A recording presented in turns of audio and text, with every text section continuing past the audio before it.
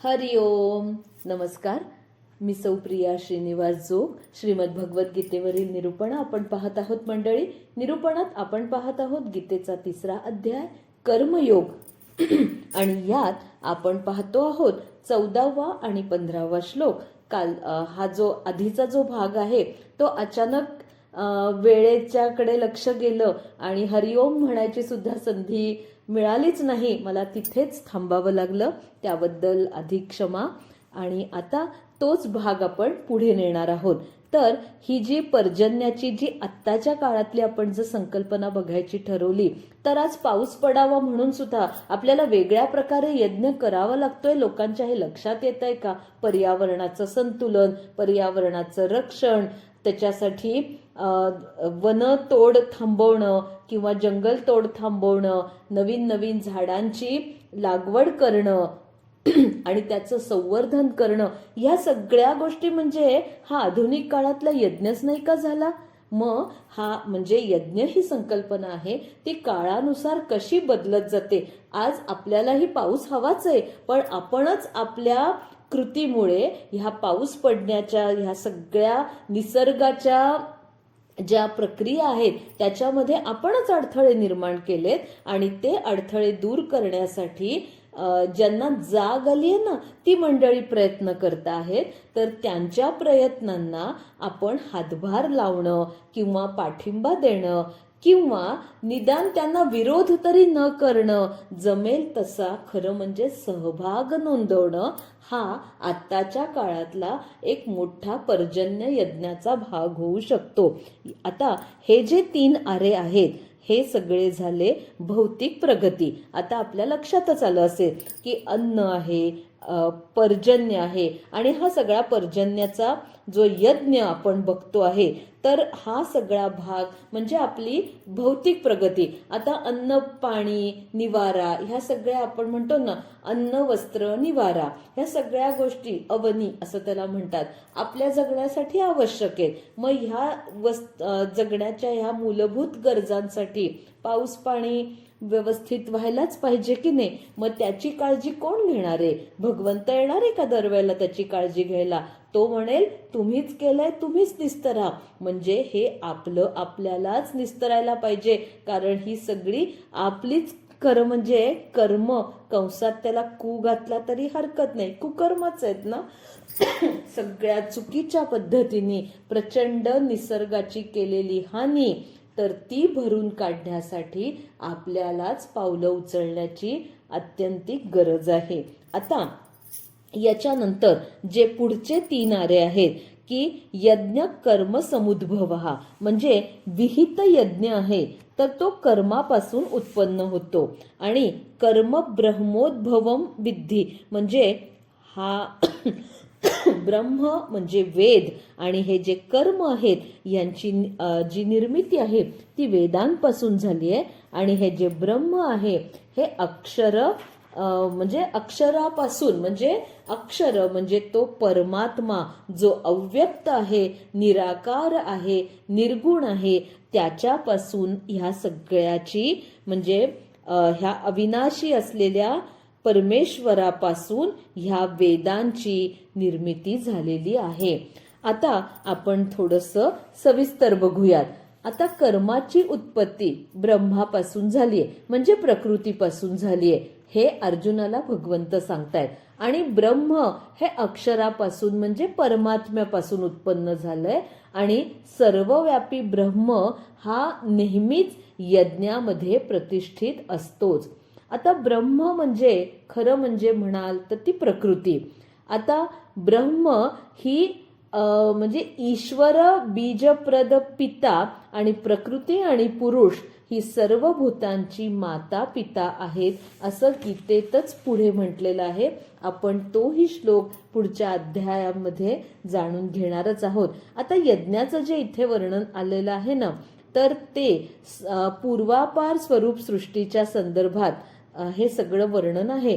पण आपण त्याला फक्त आपल्या आत्ता आधुनिक काळाशी सुसंगत असा अर्थ लावण्याचा प्रयत्न करतोय. आता अक्षर, अक्षर म्हणजे क्षर म्हणजे नाश पावणं, बरोबर. तर जे नाश पावत नाही ते अक्षर, म्हणजेच तो आत्मा. आत्म्याचं वर्णन भगवंतांनी दुसऱ्या अध्यायामध्ये केलेलंच आहे की आत्मा अप्रमेय आहे, अविनाशी आहे, अनंत आहे, तो अक्षर आहे. आणि कूटस्थ क्षर उच्यते, म्हणजे हाही श्लोक पुढे 15व्या अध्यायामध्ये येणार आहे की यज्ञ हा जो सृष्टीरूप, ब्रह्मरूप, मूळ दैवी प्रकृती रूप कसा आहे याचं स्पष्टीकरण इथे भगवंतांनी अर्जुनाला केलेलं आहे. आता हे जे 3 आरे आहेत आपण बघितलं, हे 3 आरे आपली आध्यात्मिक प्रगती साधण्यासाठी खूप महत्वाचे आहेत. आपण बघितलं की हे जे सगळं कर्म आहे, तर हे कर्माची निर्मिती कशातून झाली आहे, तर आपण बघितलं की यज्ञ भावना ही खूप श्रेष्ठ आहे. आपण यज्ञाच्या खूप वेगवेगळ्या संकल्पना बघितल्या. आता यज्ञ भावनेमध्ये भौतिक प्रगतीसाठी आणि आध्यात्मिक साधनेसाठी एकत्रित काम केलं जातं. कारण कसं आहे की पोटामध्ये शांती असल्याशिवाय माणूस काही करूच शकत नाही. म्हणजे म्हणून तर आपण म्हणतो की नाही, आधी पोटोबा आणि मग विठोबा.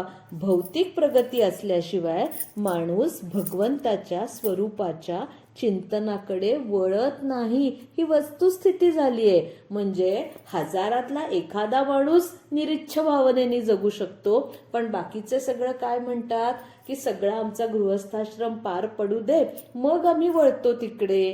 आणि म्हटलं ना तर व्यावहारिक दृष्ट्या ते फारसं चूक पण नाहीये.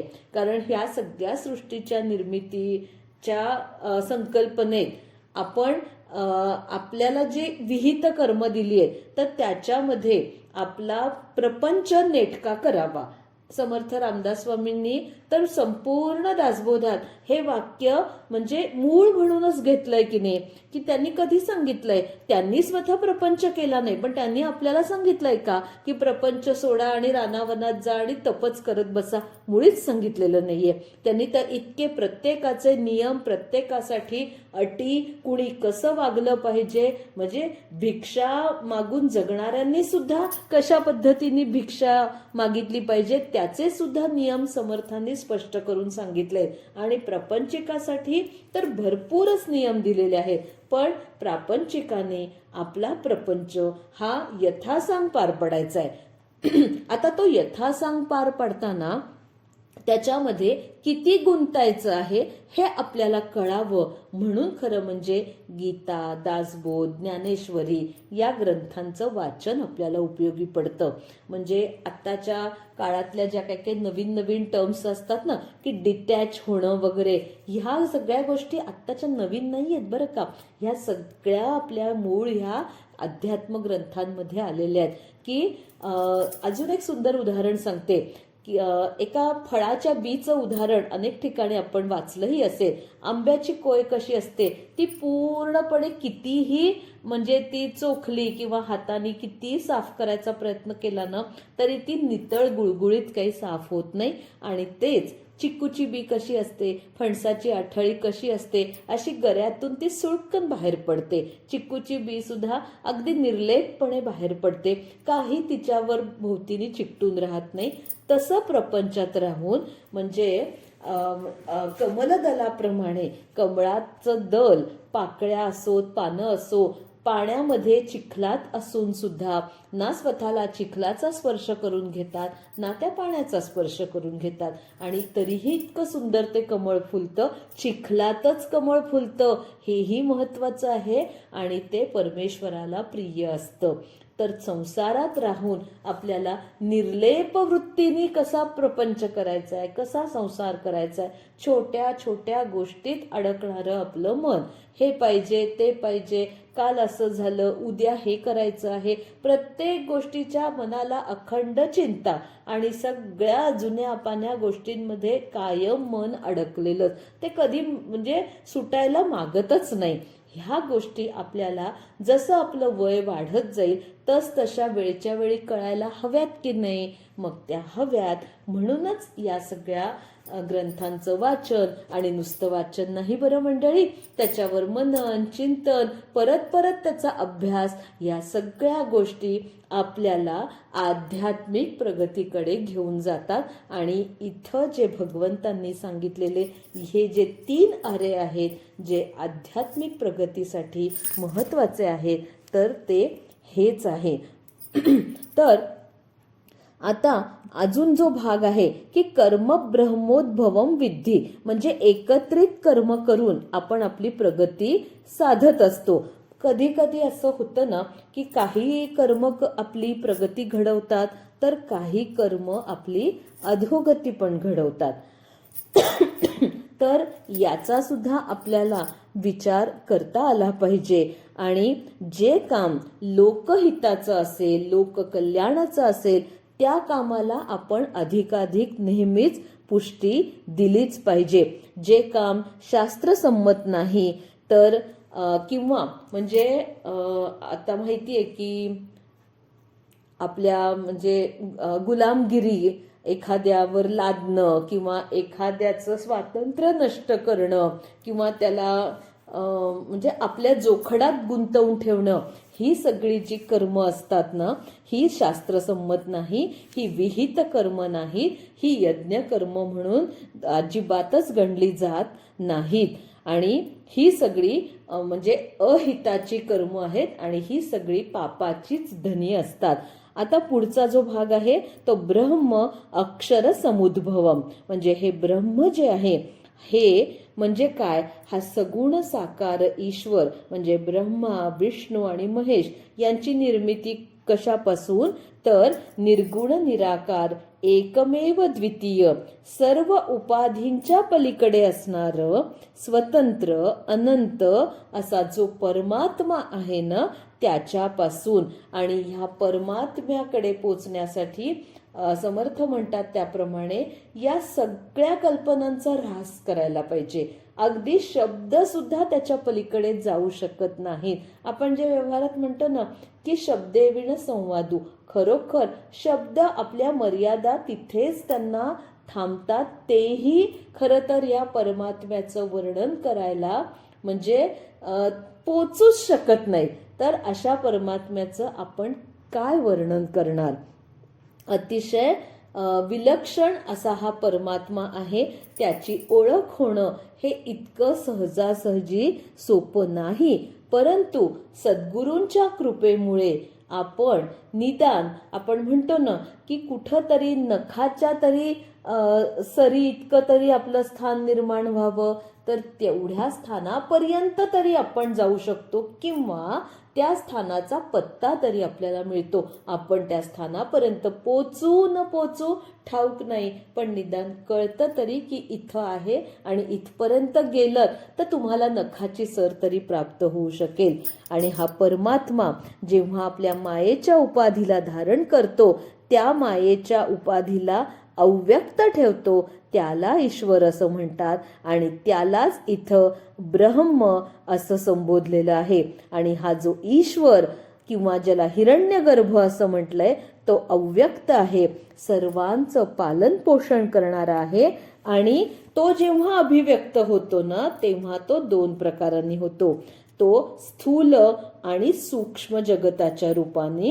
आणि हे जग कसं चालावं याचे जे नियम आहेत, जी काही शास्त्र आहेत, त्याही रूपानं हाच अव्यक्त ईश्वर व्यक्त होत असतो. आणि म्हणून हा सर्वव्यापी परमात्मा ह्या यज्ञ भावनेने कर्म करण्यासाठीच नित्य असतो. म्हणजेच यज्ञ भावनेने शास्त्रविहित मार्गानं विहित कर्मामध्ये स्वतःला गुंतवून घेतलं तरच परमात्मा आपल्याला प्राप्त होतो, किंवा आपण म्हणू होऊ शकतो. आणि मग माणूस म्हणून आपण जन्माला आलोय, तर याची देही याची डोळा भगवंताची प्राप्ती करून घेणं, जन्म मृत्यूच्या फेऱ्यातून कायमचं सुटून जाणं, हेच तर आपल्याला ठाऊक आहे की आपल्या जीवनाचं सार्थक आहे. अवघड आहे, पण तरी सुद्धा काहीतरी ध्येय असावं, तर हे ध्येय असावं. आणि मग याचाच जो यज्ञ भावना आपण आत्मसात करून जीवन व्यतीत करण्याचा जो मार्ग आहे तो प्रत्येकाला लागू आहे. आणि त्याच्याच साठी भगवंत अजून एक सुंदर श्लोक सांगतायत. तो श्लोक असा आहे, एवं प्रवर्तितै चक्रन्नानुवर्तयति हयः अघायुरिंद्रिया रामो मोघम पार्थ स जीवती. विनोबाजी म्हणतात, प्रेरिले हे असे चक्र ह्या लोकी जो न चालवी, इंद्रियासक्त तो पापी व्यर्थ जीवन घालवी. म्हणजे भगवंतांनी सांगितलंय की हे कर्मचक्र मी एकदा सुरू केलंय आणि आता ते कोणीच थांबवू शकत नाही. सर्वांनी त्याप्रमाणे वागलंच पाहिजे. हा सिद्धांत आहे आणि हाच नियम आहे. या सिद्धांताचा जे तिरस्कार करतात त्यांचं जीवन कसं असतं ना, तर ते ह्या श्लोकात सांगितलंय. कारण निःश्रेयस असं जे वैभव आहे त्याच्यामध्ये आंतरिक शांती, समता या सगळ्याचा अंतर्भाव असतो. सर्वगतम ब्रह्म नित्य यज्ञे प्रतिष्ठितम असं जे भगवंतांनी मागच्या श्लोकात सांगितलंय तो ह्याचा अर्थ. आणि आता इथे भगवंत सांगतायत की हा माणूस कर्म सिद्धांताला अनुकूल वागत नाही तर त्याला भगवंत म्हणतायत की अघायु इंद्रियाराम आणि मोघम जीवती. अघायु म्हणजे पाप, आपण बघितलं. अनघ म्हणजे निष्पाप, अर्जुनाला संबोधलेलं ते नाम होतं.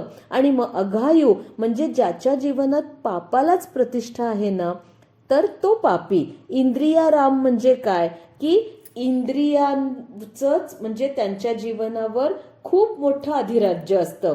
म्हणजे सगळ्या काही कृती असतात त्या इंद्रियांच्या इच्छा पूर्तीसाठीच. मग तीच हाव, तोच लोभ, मग त्याच्यासाठी काय वाटेल ते, म्हणजे त्याच्यामध्ये मग काय योग्य काय अयोग्य याचा सगळा विचारच तिथे नष्ट होतो. म्हणजे केवळ खाणं पिणं झोपणं याच गोष्टींमध्ये धन्यता मानणं. आणि मोघम जीवती म्हणजे कर्माचा कुठेही अवलंब नाही करायचा, उद्धाराचा मार्ग कधी जोखाळायचाच नाही. आणि आपला जन्म, आपण म्हणतो की जन्माला आला आला आला, जगला जगला आणि फुकट मरून गेला. काही स्वतःची उन्नती साधली नाही, काही समाजाच्या कल्याणासाठी सुद्धा आपला आयुष्याचा एवढासा सुद्धा भाग वेचला नाही. अशा माणसाचं जीवन हे व्यर्थ आहे असं भगवंतांनी अगदी स्पष्ट शब्दात अर्जुनाला सांगितलंय. अर्जुनाला भगवंतांचं सांगण्याच्या मागचं हेच प्रयोजन आहे की तू जर तुझ्या धर्माचं पालन न करशील तर तू खूप मोठं खरं तर पाप करणार आहेस. म्हणजे तू युद्ध करून पाप करणार नाहीयेस, तर धर्माचरण न केल्यामुळे तू पाप करणार आहेस आणि तुझ्या जन्माचं सार्थक कदापिही होणार नाही. आता यानंतर उद्याच्या भागात आपण 17वा श्लोक पाहणार आहोत. तोपर्यंत हरिओम.